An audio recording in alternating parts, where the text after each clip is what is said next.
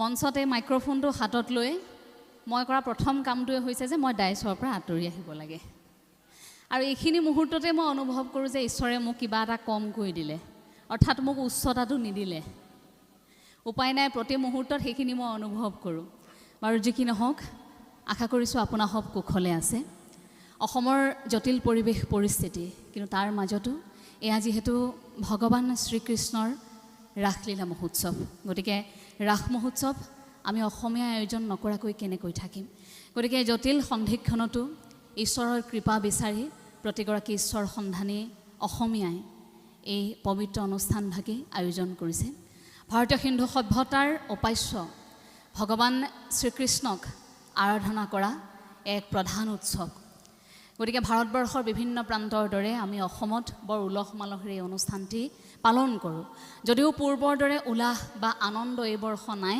কিন্তু তাৰ পাছতো আধ্যাত্মিকতাৰ যিবোৰ কথা সেইবোৰ আমি এৰাই চলা নাই গতিকে আধ্যাত্মিকতাৰ মাজত আপোনাসবে এই অনুষ্ঠানটি ইমান সুন্দৰকৈ আয়োজন কৰিছে তাৰ বাবে মই আৰম্ভণিতে আপোনাসবলৈ কৃতজ্ঞতা জ্ঞাপন কৰিছোঁ এটা বা দুটা বছৰ নহয় এয়া 100 বছৰীয়া যাত্ৰা গতিকে 100টা বছৰ যদি এটা বছৰটো আমি ধৰোঁ যে এটা বছৰটো আধ্যাত্মিকতাৰ ইমান শতাংশ সৃষ্টি কৰিবলৈ চেষ্টা কৰিলে তেন্তে 100 বছৰত কিমান হ'ব 100 বছৰ ধাৰাবাহিকভাৱে ইমান সুন্দৰকৈ এই অনুষ্ঠানটি আয়োজন কৰি আহিবলৈ চেষ্টা কৰা মই আয়োজক সমিতিক পোনপ্ৰথমে হৃদয়ৰ পৰা কৃতজ্ঞতা জ্ঞাপন কৰিছোঁ আৰু এই 100 বছৰীয়া জয়ন্তীত জড়িত হৈ থকা প্ৰতিগৰাকীক শুভাশীষ প্ৰদান কৰিছোঁ আজিৰ সভাখনত মই মোৰ নিৰ্দিষ্ট সময়তকৈ কিছু পলমকৈ আহি উপস্থিত হৈছোঁ গতিকে সভাৰ সভাপতি মহোদয়কে প্ৰমুখ কৰি উপস্থিত থকা আমাৰ জ্যেষ্ঠগৰাকীৰ চৰণত আৰু আপোনাৰ সব শ্ৰীচৰণত ক্ষমা বিচাৰিছোঁ যে যিদিনা মোৰ আচলতে অফিচ থাকে সেই দিনটোত যদি মই এনেধৰণৰ অনুষ্ঠান লওঁ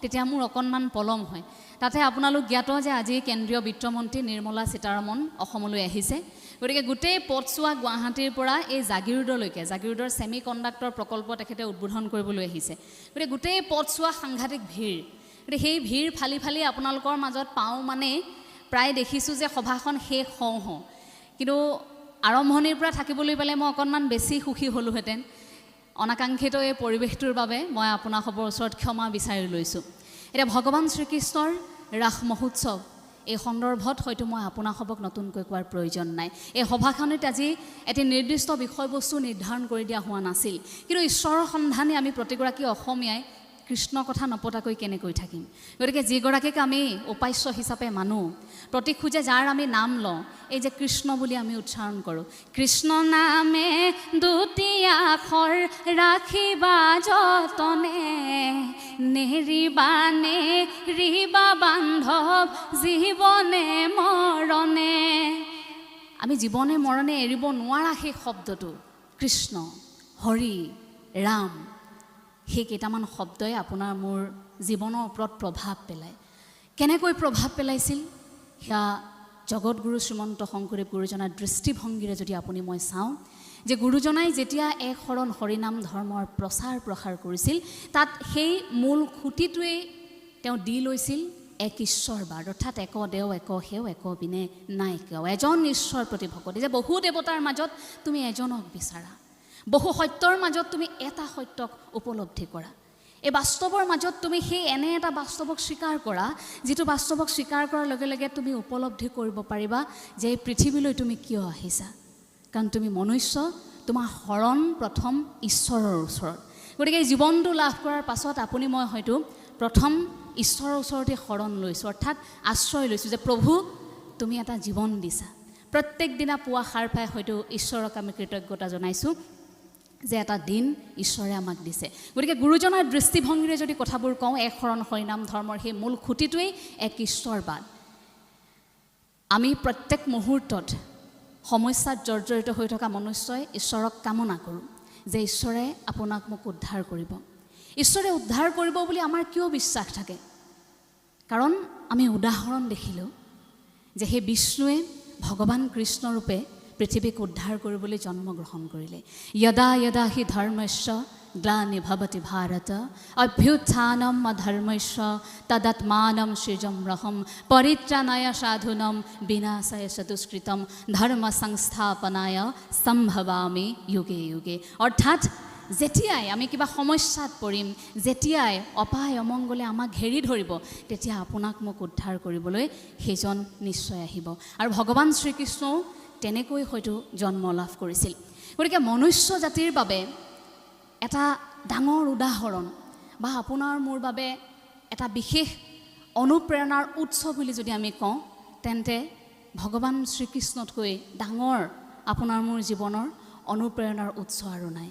কাৰণ ভগৱান শ্ৰীকৃষ্ণৰ জন্ম বৃত্তান্ত কিয় জন্মগ্ৰহণ কৰিবলগীয়া হ'ল, সেই জন্মৰ সময়খিনিৰ পৰা, দৈৱকীৰ গৰ্ভত জন্ম লোৱাৰ পাছৰ পৰা, একেবাৰে যশোধাৰ কোলাত খেলি ডাঙৰ হোৱা কানাই, অজস্ৰ গোপিনীৰ প্ৰাণৰ স্বামী, তাৰ পাছত কুৰুক্ষেত্ৰ মহাৰণৰ মূল যুঁজাৰু, যাৰ নেতৃত্বত গোটেই ৰণ হৈছিল। আৰু তাৰ পাছত সেই ভগৱন্তৰ প্ৰত্যেকটো মুহূৰ্তক আপুনি মই উপলব্ধি কৰোঁ। গতিকে ভগৱান শ্ৰীকৃষ্ণৰ জীৱন বৃত্তান্তই বা ভগৱান শ্ৰীকৃষ্ণৰ যি ব্যক্তিত্ব, সেয়াই হয়তো আপোনাৰ মোৰ বাবে এক অনুপ্ৰেৰণা। কাৰণ ভগৱান শ্ৰীকৃষ্ণতকৈ আপোনাৰ মোৰ জীৱনত বেছি কষ্ট নাই। কৰ্ণই সুধিছিল এই কথাটো যে মই ইমান দুৰ্ভগীয়া নে যে মোৰ জন্মৰ পাছত মোৰ মাতৃৰ কোলাত মই থাকিবলৈ নাপালোঁ, মাতৃয়ে মোক চিনাকিও নিদিলে, কিন্তু তাৰ পাছত মই গুৰুৰ কাষলৈ গ'লোঁ, গুৰুৱে এলাগী কৰে। মই যুদ্ধক্ষেত্ৰলৈ যাওঁ, তাতো মোক অভিশাপে লগ নেৰে। মই কাৰোবাক পাব বিচাৰিছিলোঁ, তেওঁকো মই নাপালোঁ। কাৰোবাৰ সৈতে প্ৰেম হৈছিল কৰ্ণৰ, সেয়াও কিন্তু কৰ্ণই নাপালে। গতিকে প্ৰত্যেক মুহূৰ্তত মোক মোৰ জীৱনৰ বিফলতাই এনেভাৱে কিয় খেদি ফুৰে? মই ইমান বিফল কিয়? মোৰ জীৱনটো তুমি ইমান বিফলকৈ কিয় দিলা প্ৰভু? ইয়াক সুধিছিল ভগৱান শ্ৰীকৃষ্ণক। কাৰণ আমি নামতো পাইছোঁ কৰ্ণৰ জীৱনৰ কষ্টবোৰ, ত্যাগবোৰ কেনেকুৱা আছিল। নিদিলা স্তনদান, নিদিলা পুত্ৰৰ মান, পদে পদে পালো অপমান, আছে নেকি দুৰ্ভগীয়া কৰ্ণৰ সমান? সুধিছিল তেতিয়া কৰ্ণই, মোৰ সমান দুৰ্ভগীয়া কোন আছে? তেতিয়া ভগৱান শ্ৰীকৃষ্ণই হাঁহি মাৰি কৈছে, তোমাতকৈ দুৰ্ভগীয়া মই। গতিকে এবাৰ তুমি মোৰ জীৱনটোলৈ চোৱা, তুমি যিখিনি পাইছা তাতোকৈ বেছি মই পাইছোঁ। অৰ্থাৎ এই মনুষ্য জাতিয়ে সেইটো মনত ৰাখিব লাগিব যে মানুহে যিখিনি কষ্ট আজিৰ সময়খিনিত প্ৰতি খোজত লাভ কৰিছে, তাতোকৈ বহু বেছি কষ্ট ভগৱান শ্ৰীকৃষ্ণই লাভ কৰিছিল জীৱনত। কেনেকৈ? কাৰণ জন্ম হোৱাৰ লগে লগে তেওঁক মাৰিবলৈ তেওঁৰ কুটুম ৰৈ আছে, তেওঁৰ মোমায়েক ৰৈ আছিল। তাৰ পাছত প্ৰতি মুহূৰ্তত জীৱনৰ শংকা, প্ৰতি মুহূৰ্তত মৃত্যুৰ ভয়ে তেওঁ খেদি ফুৰিছিল। কিন্তু আপুনি মই হয়তো তেনে মৃত্যুৰ ভয় লৈ ফুৰিব লগা হোৱা নাই। তেন্তে আপোনাৰ মোৰ জীৱনটো ভগৱান শ্ৰীকৃষ্ণতকৈ কেনেকৈ জটিল হ'ল?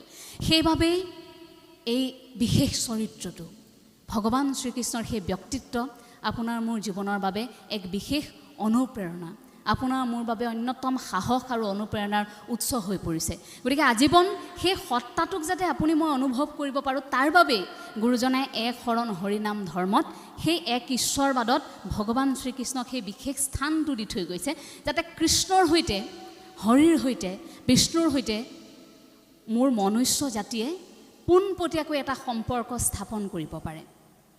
ঈশ্বৰৰ ওচৰলৈ যোৱা বাটটো বৰ বেছি দীঘলীয়া নহয়, কিন্তু জন্মৰ পৰা মৃত্যুৰ শেষ মুহূৰ্তলৈকে আমি ক'ব নোৱাৰোঁ আমি ঈশ্বৰক কেতিয়া লাভ কৰিম বা ঈশ্বৰৰ কৃপা আপুনি মই আমাৰ জীৱনত কেতিয়া লাভ কৰিম। সেইটো আপুনি মই অনুভৱেই কৰিব নোৱাৰোঁ জীৱিত সময়ছোৱাত।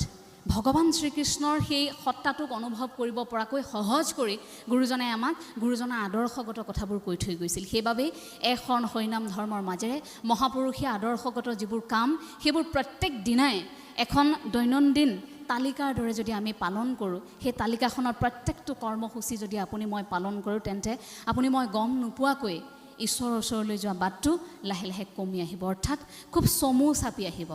ঈশ্বৰক অনুভৱ কৰা সেই বাটটো লাহে লাহে খুব শক্তিশালী আৰু খুব চমু হৈ পৰে। সেই বাটটো চমু হৈ পৰাৰ লগে লগে মনুষ্য বোলে শক্তিশালী হয়। কাৰণ উপলব্ধিটো সেইটোৱেই যে যাবতো আমি প্ৰত্যেকেই লাগিব ঈশ্বৰৰ ওচৰলৈ, মাত্ৰ যোৱাৰ বাটটো কেতিয়াবা যাব লাগিব সেই খবৰটো আপুনি মই আগতীয়াকৈ লাভ নকৰোঁ। তাৰ বাবে আপুনি মই কিমান শক্তিশালী হৈ থাকিম? সেই ভগৱান শ্ৰীকৃষ্ণৰ বিশাল ব্যক্তিত্ব তাক যদি আপুনি মই অনুভৱ কৰোঁ, তেন্তে কোনটো অংশৰ পৰা আৰম্ভ কৰিম? জন্মৰ সময়খিনিৰ পৰাই নে অলৌকিক কথাবোৰৰ পৰাই, নে তেওঁ কৈশোৰ অৱস্থাৰ কথা, নে যৌৱন অৱস্থাৰ কথা, নে বৃদ্ধাৱস্থাৰ কথা, নে কুৰুক্ষেত্ৰ ৰণত সেই অৰ্জুনক দিয়া অভয় বাণীসমূহ যিবোৰ আজিৰ সময়ত সমগ্ৰ বিশ্বই স্বীকাৰ কৰিছে গীতাৰ মনোবিজ্ঞান হিচাপে, যাক আপুনি মই জীৱনৰ প্ৰত্যেকটো মুহূৰ্তত কঢ়িয়াব পাৰোঁ। কাৰণ সেই উপদেশ কেৱল ভগৱান শ্ৰীকৃষ্ণই অৰ্জুনক দি থৈ যোৱা নাছিল, সেই উপদেশ আপোনাৰ মোৰ প্ৰত্যেকগৰাকী মনুষ্যৰ বাবে দি থৈ গৈছিল। আৰু সেইবাবে গীতাৰ মনোবিজ্ঞান আজিৰ তাৰিখতো প্ৰাসংগিক হৈ আছে। অন্য দেশে এতিয়া গীতাক স্বীকাৰ কৰিবলৈ বাধ্য হৈছে, কাৰণ প্ৰত্যেকটো কথাই প্ৰাসংগিক। ভগৱান শ্ৰীকৃষ্ণৰ জীৱনৰ পৰা অৰ্থাৎ গীতাৰ মনোবিজ্ঞানৰ পৰা শিকিবলগীয়া কেইটা কথা আছে বুলি ক'লে আপুনি মই হয়তো একেষাৰে কৈ দিব নোৱাৰিম যে ইয়াৰ পৰা অজস্ৰ কথা আপুনি মই আপোনাৰ মোৰ জীৱনৰ প্ৰত্যেকটো মুহূৰ্তত আমি শিকিছোঁ। কেইটামান যদি সহজ কৰি লওঁ যে সহজকৈ আমি কেনেকৈ বুজিম, কেনেকৈ শিকিম। ইয়াৰ প্ৰথমটো অনুভৱ আমি ভাবোঁ যে এই পৃথিৱীত যি হৈ আছে তাৰ এটা কাৰণ আছে। পৃথিৱীত যি হৈ আছে তাৰ অন্তৰালত এটা কাৰণ আছে। সেয়া ভগৱান শ্ৰীকৃষ্ণই কৈছিল যে মই এই পৃথিৱীত যি কাম কৰি আছোঁ বা তোমালোকে যি কাম প্ৰত্যেক দিনাই কৰি আছা তাৰ অন্তৰালত কিন্তু এটা কাৰণ আছে। গতিকে সেই কাৰণটো তুমি মই প্ৰত্যেক দিনাই অনুভৱ কৰিব লাগিব। আৰু ইয়াৰ পাছত ভগৱান শ্ৰীকৃষ্ণৰ বিশাল ব্যক্তিত্বৰ পৰা শিকিবলগীয়া আৰু এটা দিশ আমাৰ মনে কয় যে ভগৱান শ্ৰীকৃষ্ণই এই যে উপৰোক্ত বক্তাগৰাকীয়ে এটা কথা মই গীতত সোমাওঁতেই শুনিবলৈ পাইছিলোঁ, তেখেতে কৰ্মৰ কথা কৈছিল। ভগৱান শ্ৰীকৃষ্ণয়ো গীতাৰ মনোবিজ্ঞানত সেই কথাষাৰ খুব স্পষ্টকৈ উল্লেখ কৰি থৈ গৈছিল অৰ্জুনক উপদেশ দিয়াৰ চলেৰে সমগ্ৰ মনুষ্য জাতিক, যে তুমি পৰিৱেশ পৰিস্থিতি সময় সাপেক্ষে যি কাম কৰিবা সেইটো তোমাৰ ধৰ্ম, অৰ্থাৎ তোমাৰ কামটোৱেই তোমাৰ ধৰ্ম। এইখিনি মুহূৰ্তত মই আপোনাৰ সবৰ আগত দুই এটা কথা কৈ আছোঁ। আমাক এটা দায়িত্ব দিয়া হৈছে, গতিকে এইখিনি মুহূৰ্তত আমি আমাৰ কথা কোৱা ধৰ্মটো পালন কৰিছোঁ। আপোনাৰ সবে শুনি আছে, আপোনাৰ সবে দৰ্শকৰ যিটো ধৰ্ম, যিটো কাম, সেইটো পালন কৰিছে। আজি ইয়ালৈ অনুষ্ঠানটিলৈ আহিব পৰা নাই কোনো লোক কৰ্তব্যৰ তাৰণাত, হয়তো ঘৰখনত তেখেতে সেই কামটো কৰি আছে, অৰ্থাৎ সেই ধৰ্মটো পালন কৰি আছে। পৰিৱেশ পৰিস্থিতি সময় সাপেক্ষে আপুনি মই দৈনন্দিন জীৱনত কৰি থকা প্ৰত্যেকটো কৰ্ম সি আমাৰ ধৰ্ম সূচায়। গতিকে সেই ধৰ্মটোক প্ৰাধান্য দি মনুষ্য জাতি আগবাঢ়ি যাব লাগিব, অৰ্থাৎ সেই কৰ্মটোক প্ৰাধান্য দি। আমাৰ গুৰুজনায়ো সেই কথাটো কৈছিল যে নাম ল'বৰ বাবে তোমালোকে কামটো এৰি থৈ আহিব নালাগে, প্ৰথমে কামখিনি কৰি আহা। বোলে প্ৰথমে চাউল কথা তাৰ পাছত খৰি কথা, তোমালোকে কামখিনি কৰি থৈ আহা। গুৰুজনাই নিজেও সাংসাৰিক আছিল, নিজেও অন্যান্য কামবোৰ কৰিছিল, আৰু আন ভকত বৈষ্ণৱকো সেই কথাখিনি কৈছিল যে হৰিৰ নাম ল'বলৈ আহোঁতে তোমালোকে জীৱনৰ সৰ্বস্ব ত্যাগ কৰি থৈ ইয়ালৈ আহিব নালাগে। সেইখিনি কাম কৰি মনুষ্য হিচাপে নিয়ন্ত্ৰণ কৰি তুমি কেনেকৈ কৰিব পাৰিছা সেইটো ডাঙৰ কথা। মাধৱদেৱে যেতিয়া উভতি যুঁজিছিল, মহাপুৰুষ শ্ৰী শ্ৰী মাধৱদেৱে যেতিয়া কৈছিল নাই মই কেৱল এই কামখিনিহে কৰিম, আপোনাৰ কাষত থাকি কেৱল হৰি ধৰ্মহে পালন কৰিম, কেৱল আপোনাৰ কামখিনিহে কৰিম, তেতিয়া মহাপুৰুষ শ্ৰী শ্ৰী শংকৰদেৱ গুৰুজনাই এই কথাষাৰ মাধৱদেৱক বুজাইছিল, মাধৱ পুৰুষক বুজাইছিল যে নহয়, তুমি তোমাৰ মনুষ্য হিচাপে তোমাৰ জীৱনত যিখিনি দায়িত্ব সেইটো পালন কৰি থৈহে তুমি হৰি ধৰ্ম কৰিবলৈ আহা, তাৰ পাছতহে তুমি গুৰু ভকতি কৰিবলৈ আহা, তেতিয়াহে তুমি মনুষ্য হিচাপে জন্ম লোৱাৰ এটা সাৰ্থকতা আহিব। আৰু সেই কথাটো পৰৱৰ্তী সময়ত মহাপুৰুষ শ্ৰী শ্ৰী মাধৱদেৱেও উপলব্ধি কৰিছিল। আমি ভগৱান শ্ৰীকৃষ্ণৰ জীৱনৰ পৰা শিকিবলগীয়া কথাখিনি যিহেতু আলোচনা কৰি আছিলোঁ, ইয়াৰ ক্ষেত্ৰত মোৰ ব্যক্তিগতভাৱে ভগৱান শ্ৰীকৃষ্ণৰ ব্যক্তিত্বৰ প্ৰতি আকৰ্ষণ হোৱা এটা দিশ যদি মই আপোনাৰ খবৰ আগত কওঁ, তেন্তে মোৰ ভাল লগা কথাটো হৈছে সময়ত নিজক নিয়ন্ত্ৰণ কৰা, পৰিস্থিতি সাপেক্ষে খঙক নিয়ন্ত্ৰণ কৰা। আমি প্ৰত্যেকেই জানো যে খং নামেই চণ্ডাল। কোনখিনি সময়ত আমি আমাক নিয়ন্ত্ৰণ কৰিব লাগে আমি অনুভৱ কৰোঁ, কিন্তু বিফলতাটো আহি পৰে তেতিয়াই যে আমি নিয়ন্ত্ৰণ কৰিবলৈ ক'ৰবাত ব্যৰ্থ হৈ পৰোঁ। কিন্তু ভগৱান শ্ৰীকৃষ্ণক অনুভৱ কৰাৰ লগে লগে আপুনি এবাৰ যদি সেই প্ৰশ্নটো নিজক সোধে যে ইমান জটিল পৰিৱেশ পৰিস্থিতিৰ মাজত যদি ঈশ্বৰে হাঁহিব পাৰে, আপুনি মই কিয় হাঁহিব নোৱাৰোঁ? ঈশ্বৰক কোনোবা দিনা আপোনালোকে কল্পনা কৰিছে নেকি যে ঈশ্বৰে খঙত আছে? আপোনাৰ কণমানিসকলক যদি আপুনি সোধে যে ভগৱান শ্ৰীকৃষ্ণ কেনেকুৱা, আপোনাৰ কণমানিটিয়ে খুব সুন্দৰকৈ তাৰ উত্তৰ দিব, ঈশ্বৰে হাঁহি থাকে। ৰাসক্ৰিয়াত যেতিয়া ভগৱান শ্ৰীকৃষ্ণৰ প্ৰৱেশ হয়, ভগৱান শ্ৰীকৃষ্ণই এটা মুখত হাঁহি লৈ প্ৰৱেশ হয় সেই চৰিত্ৰটোৰ। গতিকে ঈশ্বৰক আপুনি মই যেতিয়া কল্পনা কৰোঁ, এখন আলোকচিত্ৰ যেতিয়া দেখোঁ, সেই আলোকচিত্ৰখনেতো খুব স্পষ্টকৈ ঈশ্বৰৰ মুখত এটা হাঁহি থাকে। অৰ্থাৎ সেই হাঁহিটোৱে কি সূচায়?